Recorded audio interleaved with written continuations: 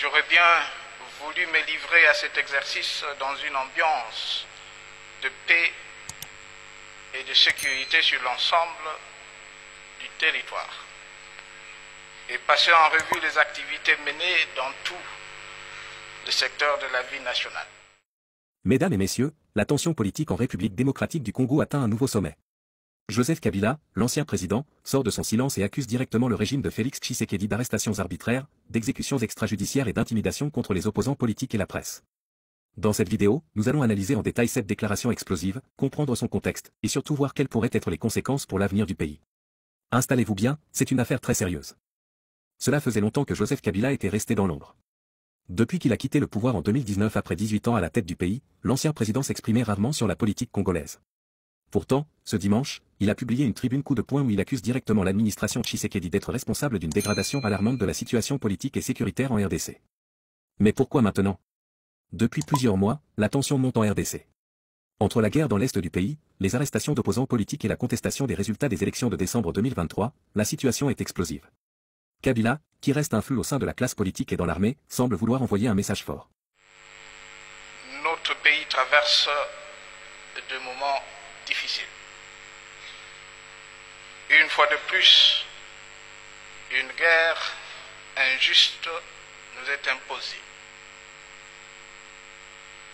Tout a été dit sur cette guerre d'agression de la part du Rwanda.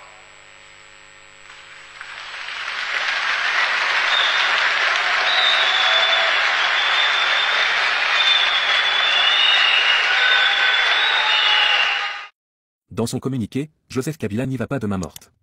Il parle d'un régime basé sur l'intimidation, un climat de peur s'installe, où toute voix dissidente est réprimée. Les arrestations arbitraires, plusieurs opposants politiques, journalistes et militants sont arrêtés sans raison claire.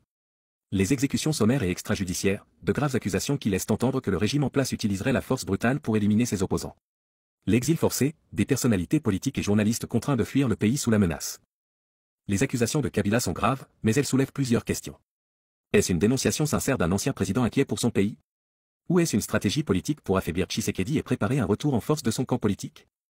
Certains analystes estiment que Joseph Kabila veut reprendre la main sur la scène politique et mobiliser ses partisans contre le régime en place. De l'autre côté, d'autres rappellent que la RDC a effectivement connu une multiplication des arrestations d'opposants et des restrictions des libertés ces dernières années. Quelles seront les conséquences de cette sortie fracassante de Joseph Kabila?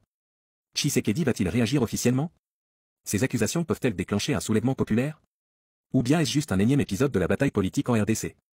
Ce qui est certain, c'est que la situation reste extrêmement tendue, et l'avenir du pays est plus incertain que jamais.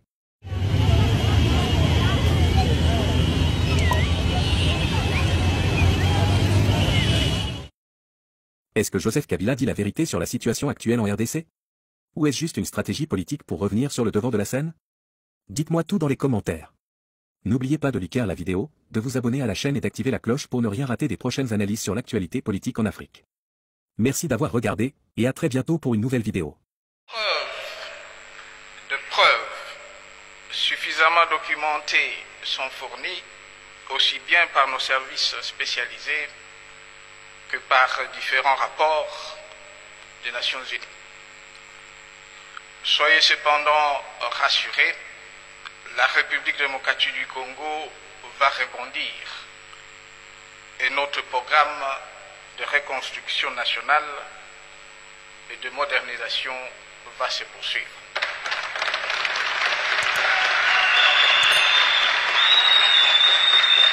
Honorables députés et sénateurs, la situation de notre pays étant telle, vous conviendrez avec moi que je focalise l'essentiel de mon propos sur la situation sécuritaire et humanitaire actuelle dans la province du Nord Kivu. En effet, pour moi, dès lors qu'une partie du territoire national se trouve en péril, c'est toute la République démocratique du Congo qui est concernée et interpellée.